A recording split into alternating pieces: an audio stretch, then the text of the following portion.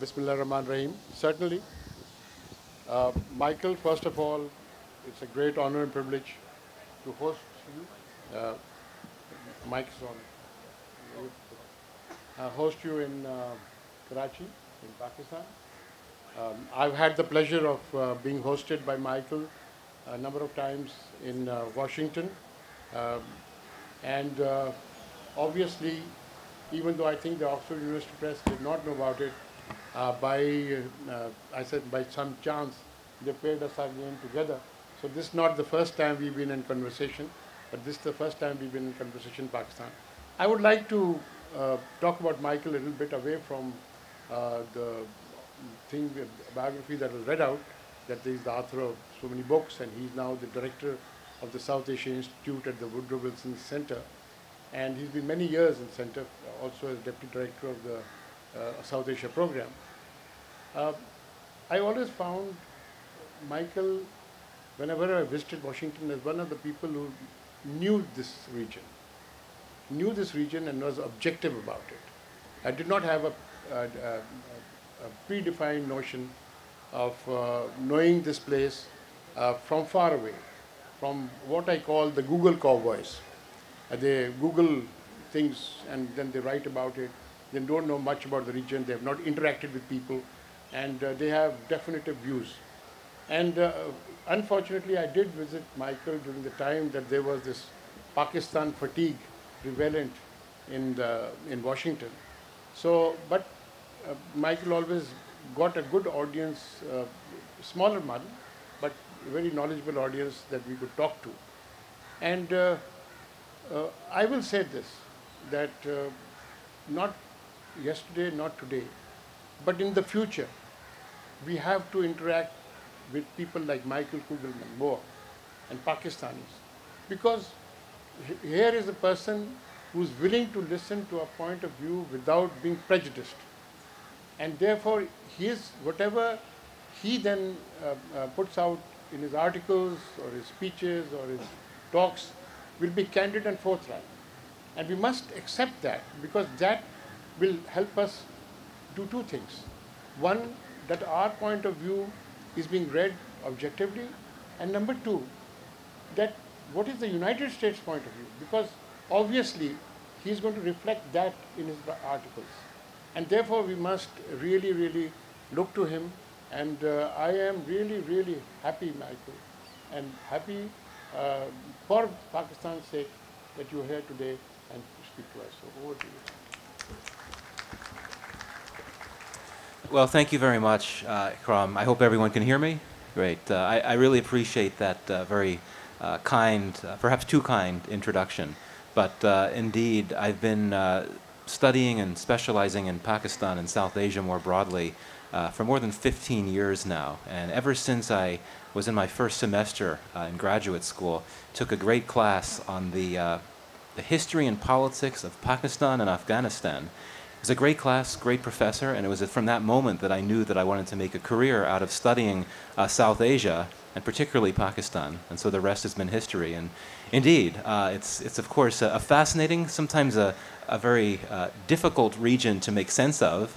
I don't consider myself an expert. I'm always learning every day. But through this work, I hope to learn as much as I can, and indeed try to provide as balanced a perspective as possible. But in the end, I feel that I'm still a student of the region, not an expert. Well, the topic that we are supposed to discuss today is untangling South Asia. And just before we came up, a good friend of mine came up and told both of us, don't try to untangle South Asia. Now, I wonder why, Michael. Well, maybe for the reason that I just said, that it's very hard to understand, especially for an outsider, someone like me who is not from Pakistan, not from any country in South Asia. Even someone who's been trying to understand it for so long, it's so complex for reasons that I don't need to explain to this audience. So much change, so much going on at any one time, and Pakistan, of course, is just one example of how this region is so complex. If you look at the history, if you look at the different languages, there's so much to learn and try to make sense of. And so I'm sure there are plenty of answers to that question, but the very simple one is that it's just a very complex, ever-changing region. I would think that even many that live here are struggling to understand what's going on at this very moment here. Well, one of the reasons I think, we are difficult, South Asia is difficult to understand, is that so many other civilizations have encroached upon South Asia. It's not that South Asia has been free or bounded by this thing. So if you have people from Central Asia, people from from East Asia coming in, and then you have a blend of many from the Middle East coming in. So you really, in almost every city except the South India, you have a blend of civilization. And that blend of civilizations is further accentuated by the fact that there, even in regions you have that thing. And then what has happened is that the urban cities have come up. And in the urban cities, what you call ghettos in United States, actually you've had entire areas where you said, okay, Liari is mostly Sindhi or Baloch, or Malir is like that, and the central of Karachi is mostly Mahajir, and then you have mixed population in the south. So the same thing has happened in varying ways in many cities. So when you take that all and you put it together, then you have the British civilization came in to the East India Company, and Shashi Tharoor has written a very good book on that. And and if you read that book, you come to know lots of facts and figures what this South Asia was.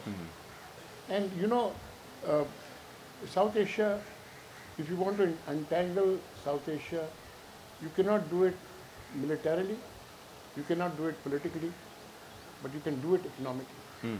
Because they're complementary things. If Punjab and Bengal, and you believe me, Bengal was the granary of South Asia pre-1777, 57. And Punjab, of course, has always been the granary. So Punjab and Bengal used to feed the entire of South Asia. This is a subcontinent that can feed itself, that can clothe itself, right? But unfortunately, because of religious diversity, ethnic diversity, political diversity, political individual ambition, we have now in a situation where actually Pakistan today physically is there attached to South Asia, but we are not now part of South Asia, because actually even though Bangladesh has a friendship with us, Sri Lanka, Nepal, etc., but because of the dominance of the government, present government in India, they are denying us space in South Asia, and we are now turning more towards the Middle East or Central Asia, to the extent that even the World Economic Forum, realizing this, has made us part of Eurasia, the group.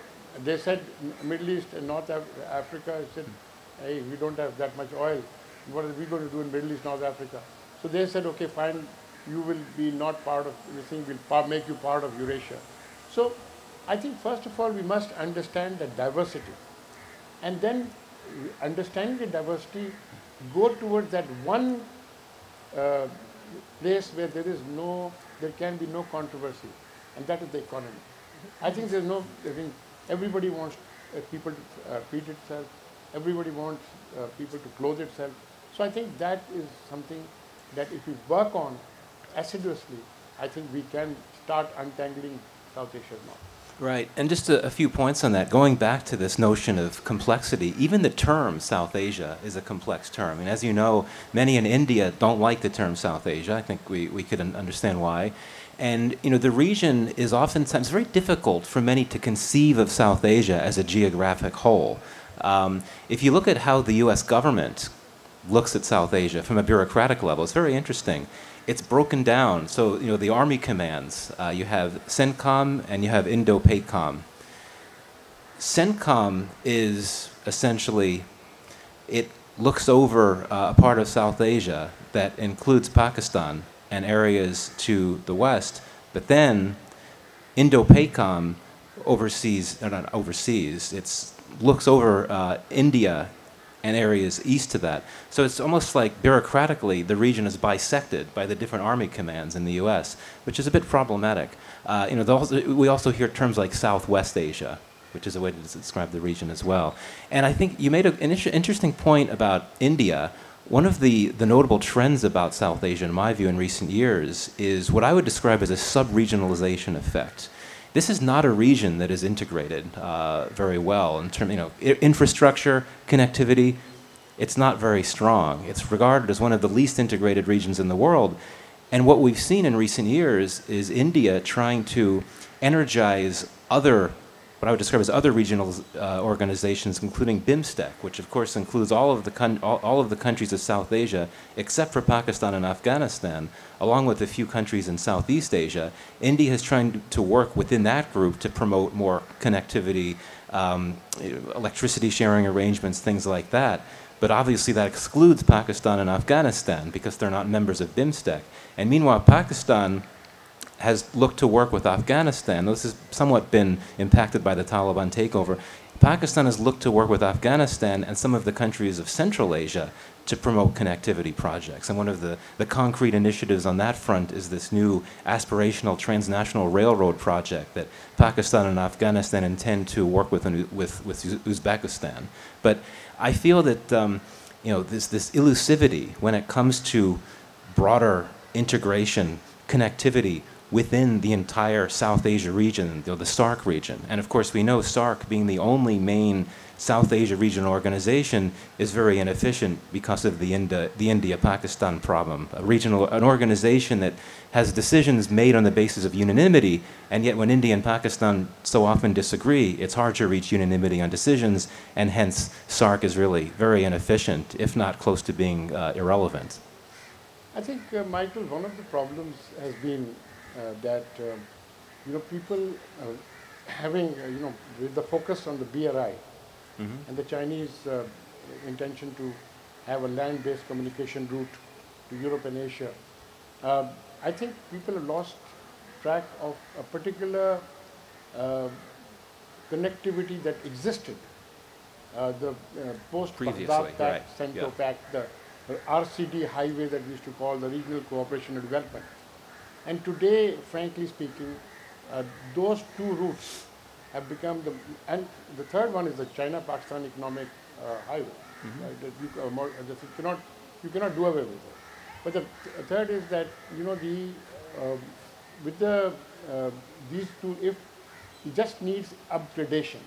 If you upgrade the routes from here and you connect Karachi to Gwadar to Shah Bahar, and you connect, you upgrade the Chaman route, and then you upgrade the Kandahar route, you actually have two links to Eurasia. And actually, India is losing out on it.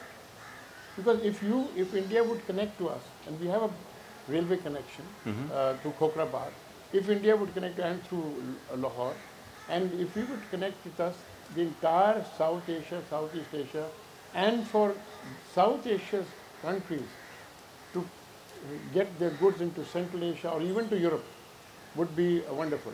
But having said that, we are not the losers in that sense. We lose complementary economies. I think our textiles still go to Bangladesh, our cotton still goes to Bangladesh. Bangladesh tea has paid off a lot of these things. Jute does still come in. But what has been denied both to India and to Pakistan is what India can give to us and what we can give to India. And because of that, a great loss. But the routes exist, and it just needs upgradation. The old RCD highway, the north-south route, they exist today. And like you mentioned, the transnational railway, even the railway through Iran, which is a broad gauge railway, even that is. And this other railway, which is going through really Quetta and to Kandahar, really just needs that connection because it is narrow gauge from Quetta to the border, and it just needs that connection to Kandahar, broad gauge, and then it goes up to Mizar-e-Sharif, then to Turkandi, and from Turkandi it's, you have a complete into Central Asia, in all the countries of Central Asia. And I think that it's true. And you made a very important intervention just before that. I talked about this being a region that lacking in connectivity and integration. But indeed, it didn't used to be that way if we look at the history. But I think if we talk about these ideas and aspirations of bringing the region closer together through roads and railroads, I think that gets us to another important point, another important theme as I see it in South Asia now. And that is the lack of diplomatic and political cooperation around the region. That, coupled with disputed borders or hot borders in so many places. It's so striking if you look at the broader region now. It's actually interesting that the India-Pakistan border is one of the calmest right now because there's a new border truce, or pardon me, a new truce at the LOC, which was instituted about 2 years ago. Things have been relatively quiet there, but you look at Afghanistan-Pakistan, that's really hot. India-China, that border is hotter than it's been in many years. These are borders that are disputed as well. The Iran-Pakistan border, of course, is prone to periodic periods of cross-border militancy. Even the Bangladesh-Myanmar border is tense now because of these insurgencies in Myanmar that are spilling over into Bangladesh. And obviously these fraught, disputed, hot borders in so many parts of the region militate against this idea of trying to bring the region closer together. That, coupled with what I would describe as a rather ugly cocktail of, in many countries in the region, economic stress, governments that are unpopular, under a lot of pressure, and in some cases, particularly India stands out, toxic nationalism, which just does not provide the type of environment that encourages a government to reach out to a bordering country or another neighbor with which it's not getting along with and saying, let's talk about how we can move forward. It's just not the time for that. So I think that for all this talk about bringing the region closer together, linking South Asia more, linking South Asia to Central Asia, I think it's a vision more so than a reality for the foreseeable future, just because of all these political, diplomatic, geopolitical challenges. Michael, you talked about nationalism. I don't think nationalism by itself is something that will be bad. But right. Religious nationalism is bad. And what today is coming out of India is religious nationalism, right? And that is dangerous. And what it does is, obviously you have a country of 200 million Muslims in Bangladesh, right? We're not going to accept it at the end of the day. You have Sri Lanka at the most economically fraught, but let's face it, they don't have the best of relations with India. So if you look at that, and Nepal also, and Nepal has its own problem because India wants to dominate that thing. It's a landlocked country, and therefore China, this thing is said, has a lot of interest into Nepal. So I think if you look at it from that point of view, if you look at that, religious nationalism it makes us apprehensive. If it was nationalism by itself, yes, every country has a right to say, okay, fine, nationalism, I want this thing, etc. I want to hold my people together. They have people, the Bengalis have a different outlook on life as to the Punjabis out of the south, and the Tamils in the south. But if you have religious nationalism which encroaches upon the religious beliefs of others and the way of life of others, it makes a great difference. And I think that is the apprehension we have, and that is why you brought the point out very nicely. Pakistan is being excluded out of everything. You just had a session before that talk about cricket. Yeah, they tried to isolate us in cricket, right? A sport. Now, what about politically? Out of any and even if you look at, there's another thing, the Indian Ocean periphery station. Right. They're excluding us out of that also, right? We have a long coastline with the Indian Ocean. Now, obviously, this puts us in a very tenuous position because of our own situation. Our own situation being, we have a lot of affinity with the Gulf countries and Saudi Arabia, and obviously Saudi Arabia and Iran at the moment, that thing they have not, at the moment they have this thing, etc. We have a long border with Iran. We cannot afford to be on conditions. And you're right, there are sporadic incidents, but those incidents are not state to state. Right. They're not state, they're local, and they are because of the, in some cases, Shia Sunni strife, which is because east of Iran is mostly Sunni, and Khuzestan province. So what you have really is a situation where I think you have to tone down that.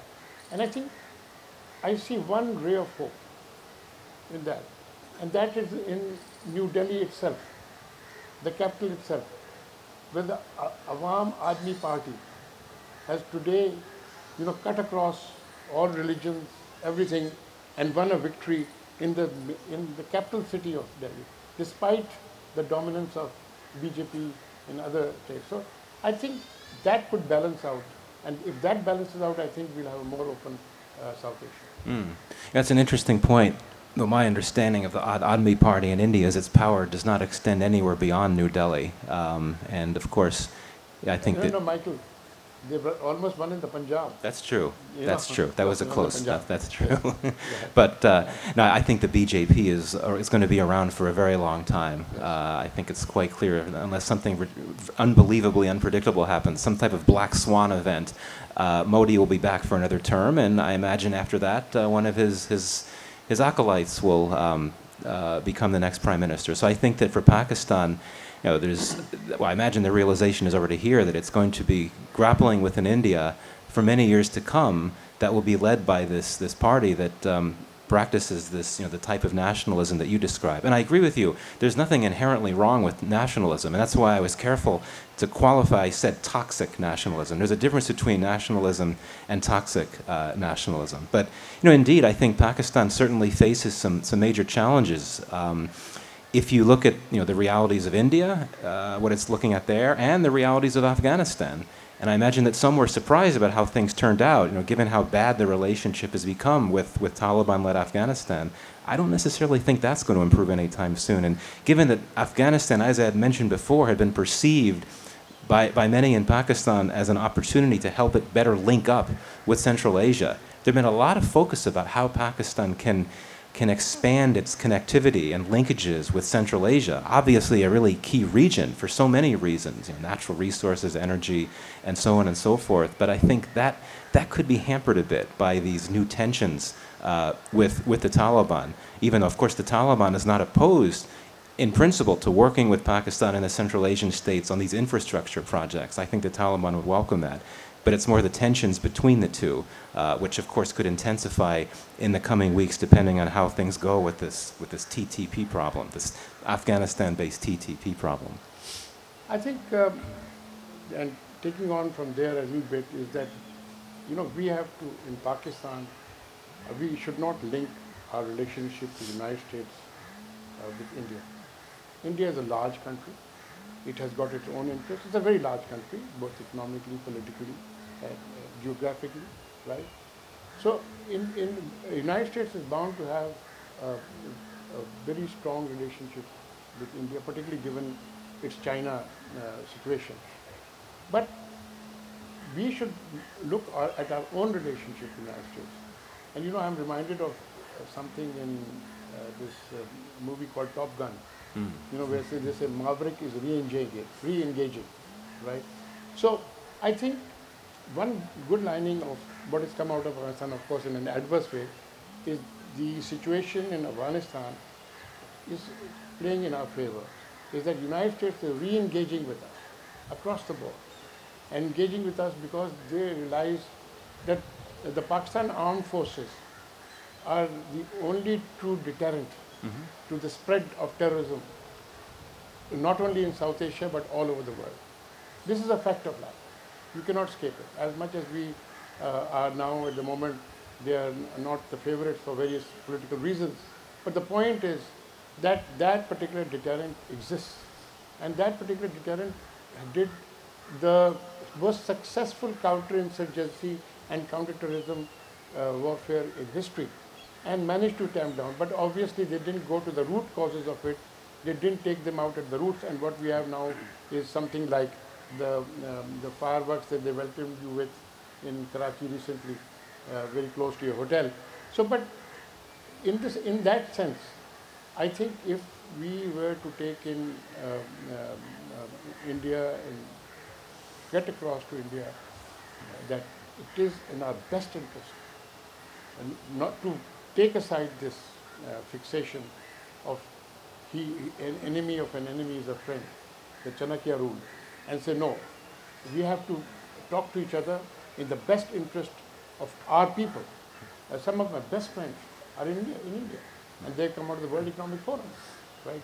And my son's wedding in 2008, 10, 12 of the top Indian industries and business flew into Islamabad. I cannot forget it. I remain engaged with them on telephone, I talk to them periodically.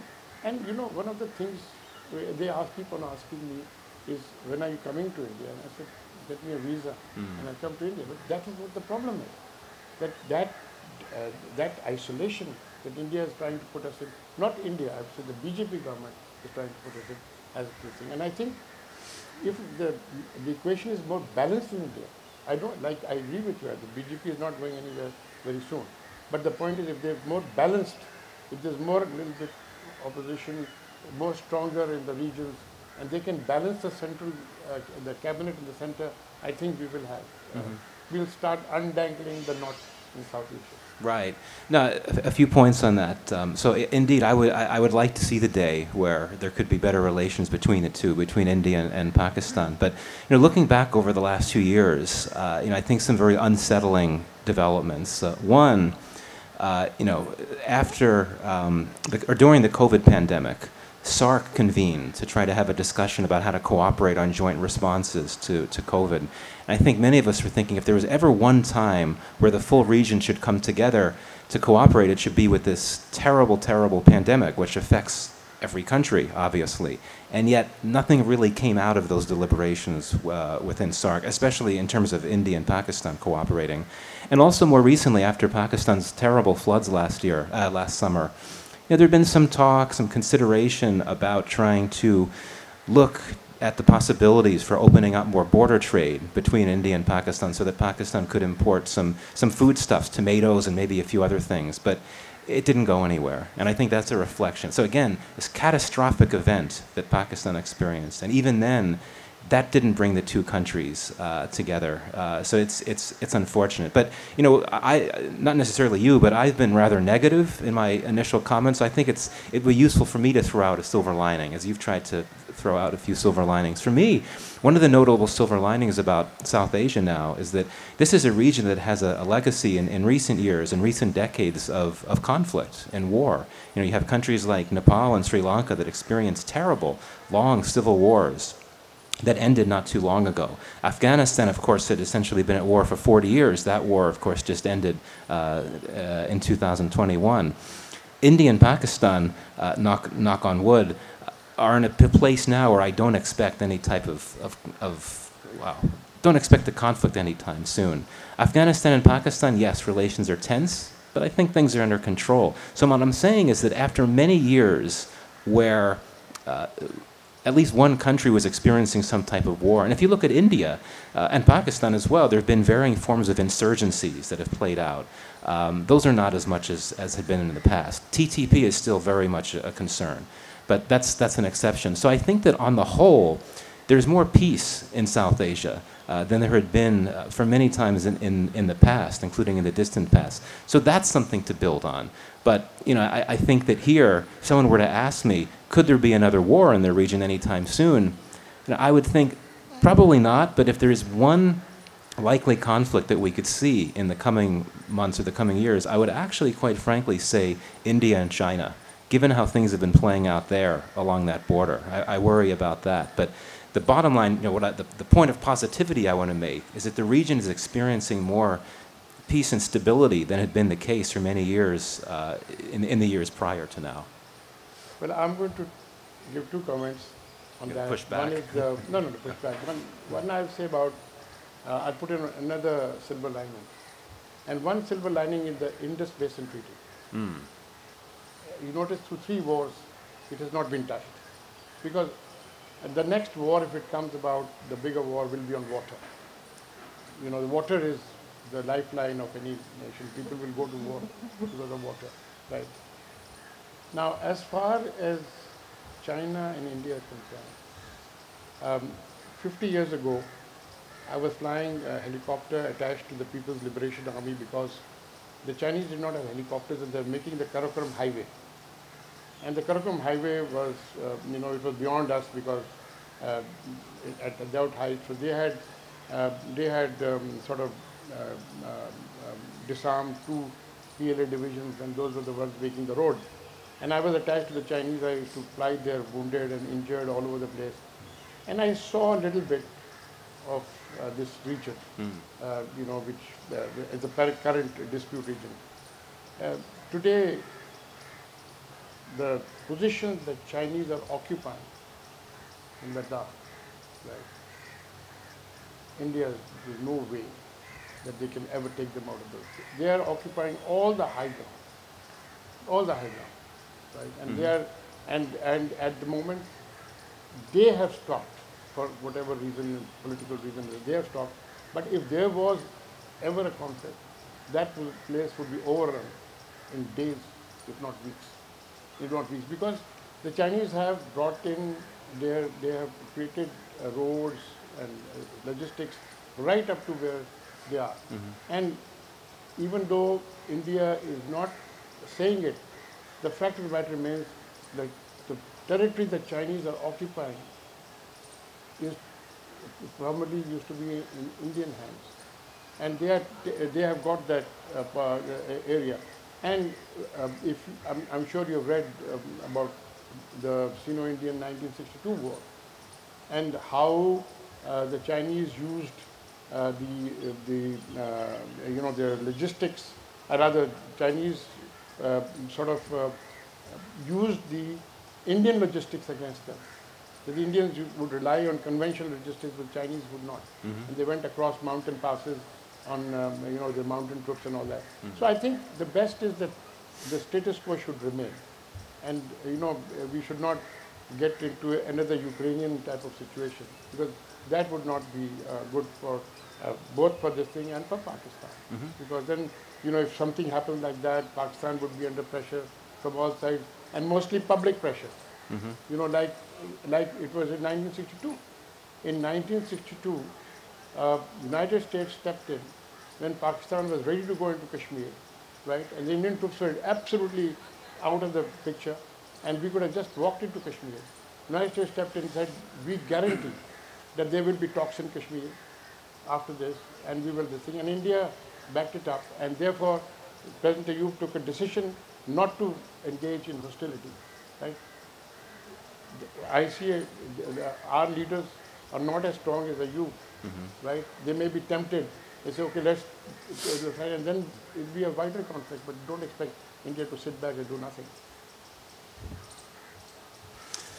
No, I agree. I take your point. You know, I think that I don't want to overstate. I don't want to come across as a warmonger. I don't want to make it seem like I'm looking for, oh, where's the next war going to be? I really hope that this region does not experience another conflict, given what's happened in the past. But I think that not just the India-China border tensions, but also the broader India-China competition is really something to watch. If you're looking for big storylines in the region, that's one that I've been monitoring. I think that we should all be paying a lot of attention to in the coming years. You know, we all know about China's activities, its increasing investments through the Belt and Road Initiative throughout South Asia, which is, of course, very concerning to India.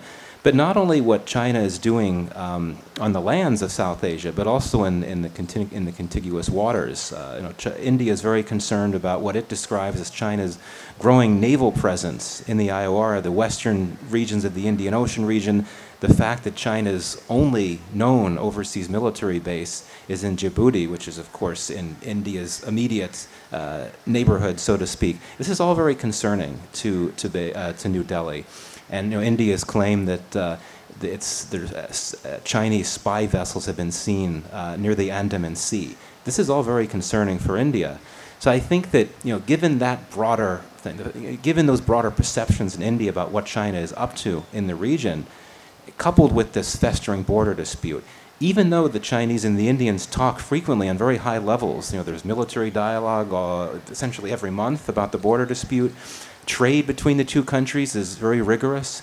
Even though it seemed like after the Ladakh crisis that the Indian government was threatening to curtail its commercial relationship with China, other than banning hundreds of Chinese apps, trade has continued. Despite all that, I think that this is really something to watch in the coming years, and just because of the broader competition and just how much enmity seeped into the relationship after that bloody clash in Ladakh. I mean, the bloodiest clash between the two countries since the war that you referred to.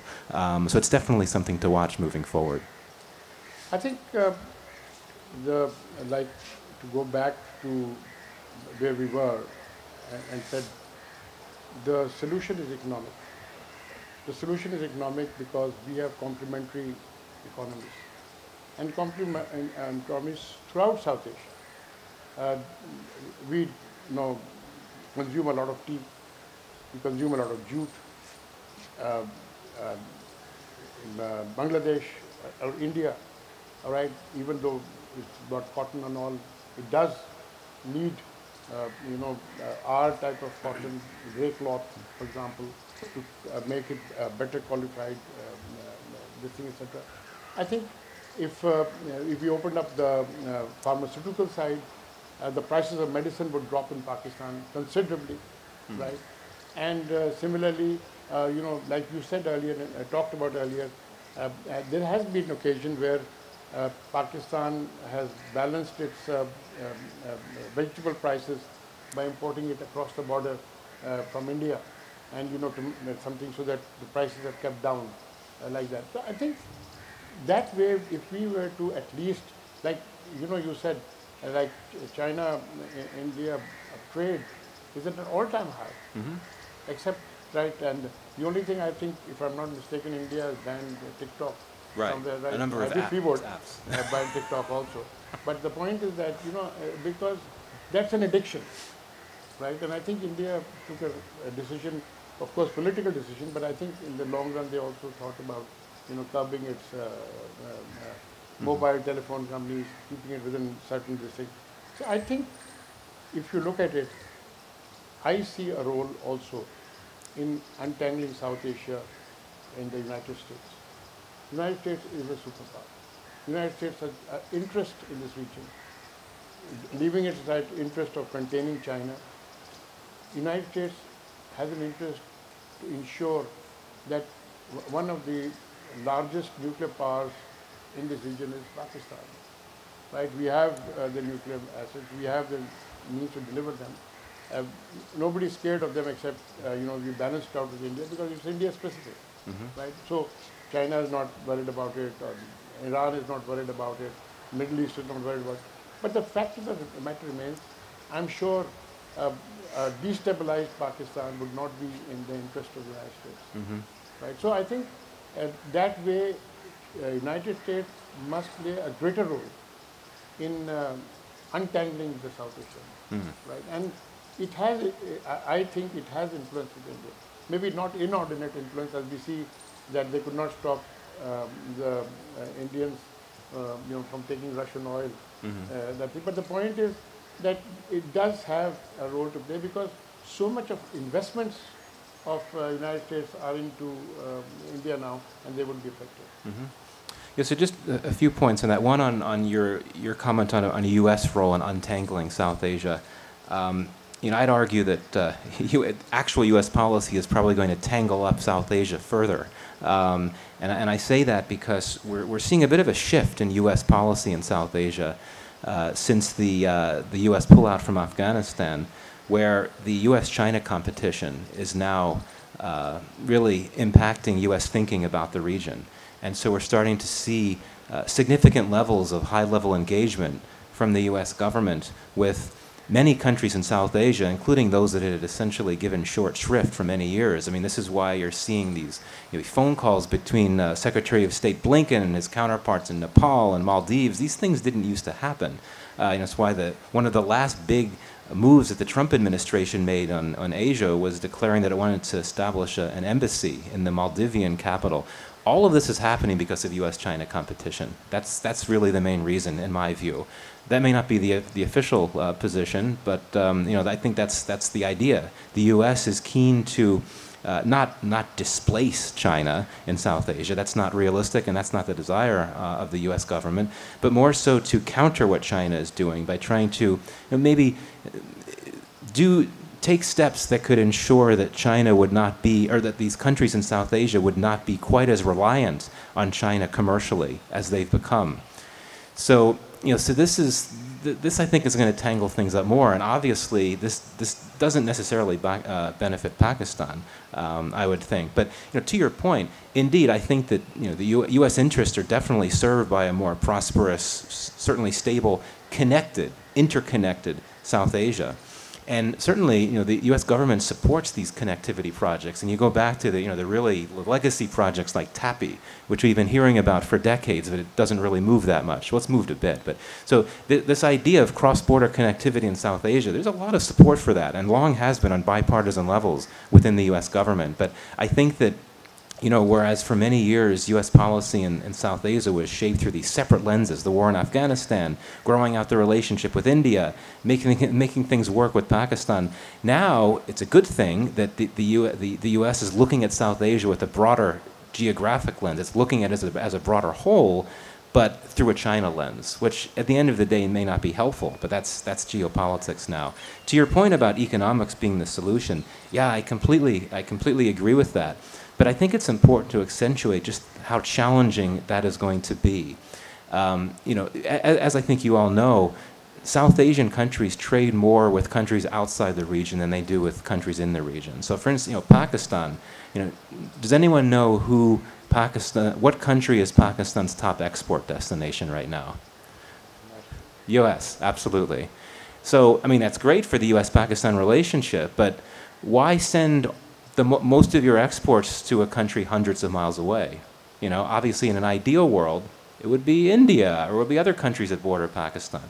We all know why this can happen, but I think it's going to take, obviously, not revolutions, that's not the right word, major changes in political relations, diplomatic relations. I would argue the issue of leadership, which we haven't hit on, different forms of political leadership, willing to take big risks for the service of economic growth and so on.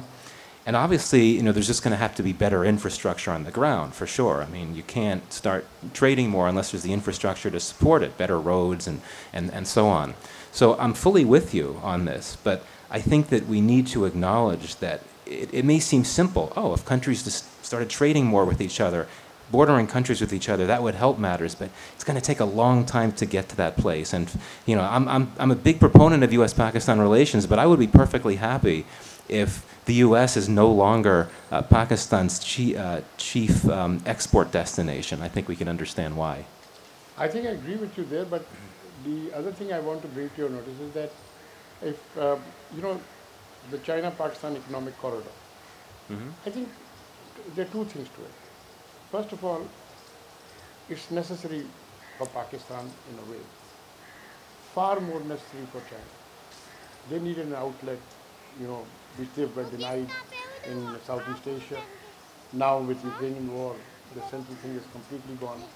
So this leaves them almost with this only existence. But if you travel on that road, and I have, of course, known extensively many years ago, and I know that area, it's very difficult to see large volumes of trade coming down that road or going up that road. I think if the United States really engages with Pakistan and Gwadar, I think that is something that must happen. Because the United States engaging in Gwadar would take our over-reliance on one superpower. We are relying out of sheer necessity. There's nobody else in the thing, and we do need Gwadar. We do need Gwadar. So if United States engages, and this, I call this Pakistan's gold coastline. The beaches from Somyani down right up to Gwadar, sun-swept, 330 days of the year. you cannot imagine what beautiful lagoons there are, right? And beautiful places, that thing, etc. I mean, it's really something that that thing, and of course, vast open areas where industries can come up, cultivation can come up. So I think we do need United States engagement in this area rather than, the thing. And I think, the China-Pakistan economic corridor, only for political reasons, India is threatened, because they say that it is passing through a disputed territory, etc. But they didn't call it that 50 years ago. It only started when it became, more serious. So I think my own feeling is that one of the things that we in Pakistan need to do is to engage United States into CPEC and see that CPEC is a place from where we can have stability, because the north-south axis or the RCD axis also comes onto CPEC. Mm-hmm. Right. So yeah, and I think it's a great point. I think for some the reflexive response to your point would be, well, no, it's not going to happen. The U.S. doesn't accept CPEC. But as you know, I'm sure, as I'm sure many of you know, the U.S. government previously supported CPEC on the record. It's easy to forget given how things have changed. But back during the early years of CPEC, and even into the early Trump years, you had on-the-record statements from U.S. officials at the State Department who were saying that we think, I'm paraphrasing, we think this is a great thing for Pakistan, it'll help promote stability and prosperity. It was only when U.S.-China competition heated up that things changed. And many of you will remember the senior South Asia official at the State Department at the time, Alice Wells, gave a speech at the Wilson Center where I work. We hosted her, and this was in 2019. It was the first time that a U.S. official had publicly commented negatively and critically about CPEC. It happened then. Again, it happened because of how bad the tensions were getting with China. It wasn't anything against Pakistan. And I think that inherently, the U.S. supports the broader goals and aspirations and the vision behind CPEC, but for strategic reasons, it can't support it right now. But I think that what may be more realistic than the U.S. trying to get involved with Gwadar, I don't think it would do that because it's clearly branded as a flagship CPEC project, even though it's really struggled. And I should say CPEC has lost a lot of momentum in recent months. I think what's more realistic is for the U.S. to focus on other ways of providing infrastructure assistance, infrastructure investments in Pakistan. And I think I made this comment in a session yesterday. There's a relatively new U.S. government agency called the IDFC, the Development Finance Corporation. It's linked with the Indo-Pacific policy. And the idea behind this is to sponsor infrastructure investments across the Indo-Pacific. Now, formally in official documents, the U.S. government does not consider Pakistan part of the Indo-Pacific policy. It considers every other South Asian country other than Pakistan and Afghanistan as a part of it. But when it comes to infrastructure, there is clearly interest on the part of the U.S. to look into possibilities of bringing DFC investments, infrastructure investments, to Pakistan. Many of you will remember last summer a senior U.S. official, a State Department official, spent about a week in Pakistan exploring this very issue. This is the Dilawar Syed, a Pakistani American. He's the top official on investment at the State Department. These conversations were happening on high levels. So clearly there's that goal. I don't think the U.S. would be willing to start investing in CPEC projects, but it certainly would want to invest in other forms of infrastructure projects, again, to counter what China is doing. And I would want to try to shatter the myth, this idea that the U.S. is trying to contain China. It's not. Counter is a very different term from contain. It's trying to provide alternatives, do what China is doing, but in different ways, and according to the U.S. government, do it in better ways by providing investments that are more equitable, transparent. This is the U.S. government position.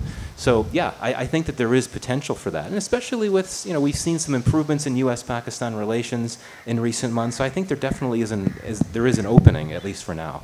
Thank you. I think, Michael, we need to invite some questions now.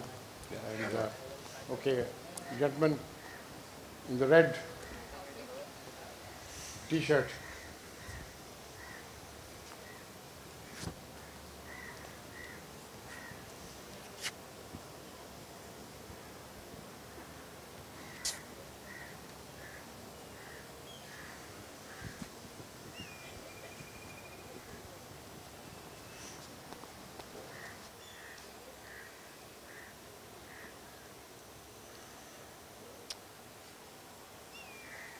Can we just say that? We can hear you.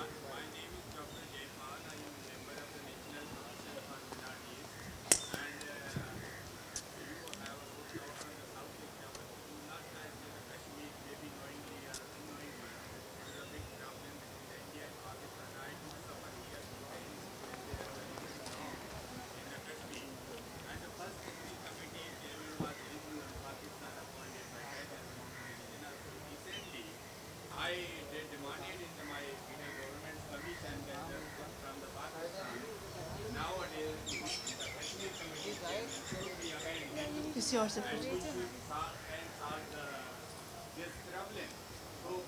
What is your opinion? Kibla has supported in the government meeting. He is chairman of the Islamic Ideology Council. So he supported my idea. What is your opinion? Because we do know that there are the vested interest and they do not solve both the countries the problem of Kashmir. What is your opinion? It is possible to become a one Hindu again the Kashmir Committee chairman and we can solve this issue.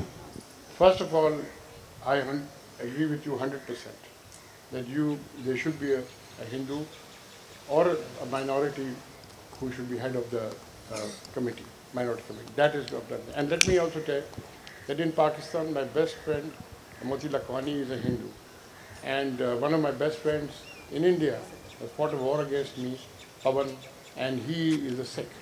So I think, that has got no relationship.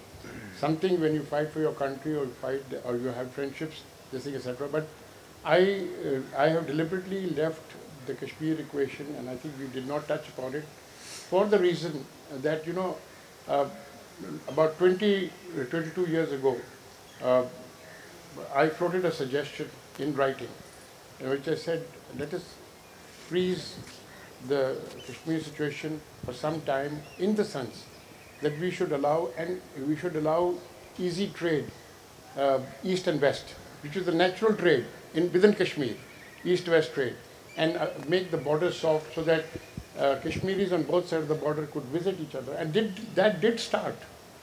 Bus services and all that did start. And if you remember, Jan Musharraf, we almost had an agreement on that basis. I think we cannot put this thing under the carpet. Kashmir is a question that is very, very, let us say, important to us. It is a central core question. But at the same time, we must also realize that I don't know any Indian that is ready to give up an inch of Kashmir. So I think we will have to somewhere along the line make sure that we come to a solution that is palatable to both India and Pakistan. And that is for the Kashmiris. That is meant for the Kashmiris, because the Kashmiris must also be able to solve their own destinies, as we have been saying all along, that they should be able to solve their own questions. This gentleman she has a mic over there. yeah, mic. You got a mic? Yeah, please, Yes. go ahead. One opportunity of resolving the Kashmir issue peacefully in the recent past came when President Trump offered to mediate between India and Pakistan. Now, this was something hugely welcomed by Pakistan, but sadly rebuffed by India. Now, to your mind, what was the reason behind India rejecting the offer? What was India afraid of? Thank you. I think, we can't look into Mr. Modi's mind, but I'll leave that. Yeah, I could take that. Actually, he did not offer to mediate. This is a misconception. Well, he did offer to mediate in a way. This is what he said. He said he would be happy to mediate if both India and Pakistan are open to that idea. But he must have known, or people close to him must have known, that India would never want him to mediate. So in that sense, I think it was not a true offer of mediation. It was really essentially a way to appease both sides. He was able to, clearly, as you noted, it was well received in Pakistan. It indicated a desire to try to mediate.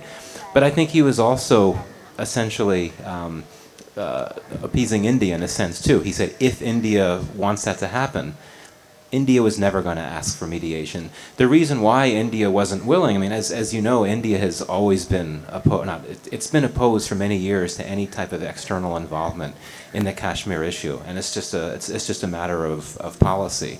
But it is notable, you're right, that was a different U.S. policy. That U.S. presidents typically don't even go that far to say that I'd be happy to mediate if both sides ask.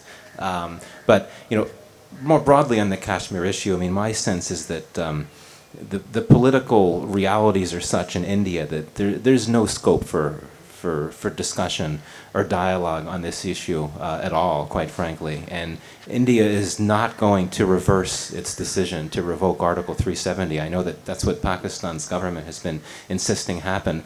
So I think it raises some difficult and maybe some uncomfortable questions. And I don't want to be too provocative at this moment, but it raises the question of, can Pakistan accept that nothing is going to change on the Kashmir issue and move beyond that? And I think that's going to be a question that'll come. And I know, as you noted, it's such an important issue. I'm aware that so many leaders here have referred to Pakistan and referred to Kashmir as Pakistan's jugular vein.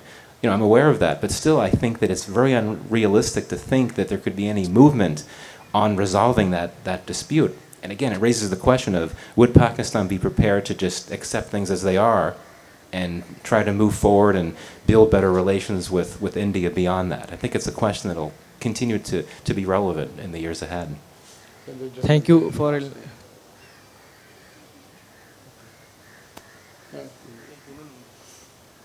Hi, Michael. This is a question for you. So we know the Quad is a reality, right? People in the US, all over the world agree it is designed, Quad for people who do not know, is United States, India, Australia, and Japan. And many people agree that it's designed to contain China. Let me just finish on that. So now, Gwadar is a reality. My question to you is, and China has sunk in like over $60 billion, most of it is spent, and it's a deep sea port. Can Gwadar or Pakistan break the containment of China? In my view, it can, down the road, if things get bad. So in that case, it puts Pakistan in peril with the United States. And the United States can exert a lot of pressure on Pakistan. The IMF is being extremely difficult on Pakistan. We cannot separate that IMF. We all know who controls IMF. So what would be your view? The simple question is, can Gwadar break the containment of China? In the Pacific, it is contained. It's got 11 carrier groups out there. That's the question. Should I answer that now? Yeah, thank you.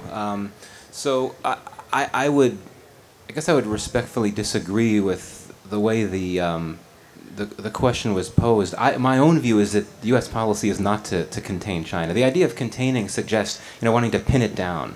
But what we've seen with U.S. policy is to try to take steps to do things differently and, according to the U.S., better than China does in order to draw countries away, to reduce countries' reliance on China commercially. So you mentioned the Quad. You're right. I mean, it is China-focused. But the idea behind the Quad is to push back against China, to counter it by generating essentially public goods. COVID vaccines, clean energy technology, things like that, and deliver them across the Indo-Pacific and do it better than China can. Now, obviously, none of the countries in the Quad, individually or together within the Quad, can hold a candle to what China has been able to do, especially on infrastructure investment. But that's the idea behind the Quad. To your point about Gwadar, I mean, maybe potentially, yeah, if that port were actually to be developed and completed, then yes, it would be a game changer. And I think that would get to your point. But my sense is that we're a long ways away from that. There's been a lot of momentum losses there, and there have been a lot of protests, local community protests against what's going on in Gwadar. And with the CPEC momentum losses in general because of the economic slowdown here and in China and Chinese government security concerns here, this all suggests that intended flagship project is not going to get to the point where we could talk about it being a game changer that could challenge these Quad policies. I'll take one last question because we're running out of time. Please.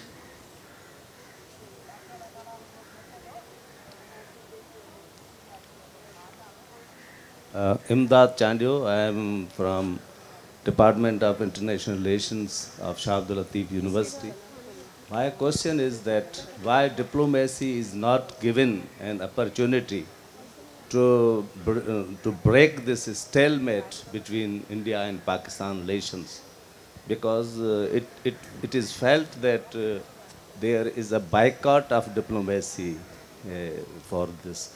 So what are the major reasons, do you think, that are, you say, resisting this opening of the diplomatic channels between Pakistan and India? Yeah, thank you. I don't know if you mean diplomacy between India and Pakistan or outside diplomacy, the former, India-Pakistan diplomacy. Well, I think you and others would know better than I, but I think it's just a reality of the politics of the time that the Indian government is not particularly keen to engage with Pakistan. And I think the Indian position would be, or not the Indian position, the Indian government position would be, well, we tried, right? When Modi was first, when he was, soon after he took office as Prime Minister, he made that trip to Lahore to meet with Prime Minister Nawaz Sharif. And then look what happened after, the terrorist attacks that happened. So, essentially the idea there is that, Modi tried the Nixon goes to China effect. And it didn't work. So why try again? One could also take an opposite position and think, well, that was almost a decade ago. That was, what, 2015 or so? That was a long time ago.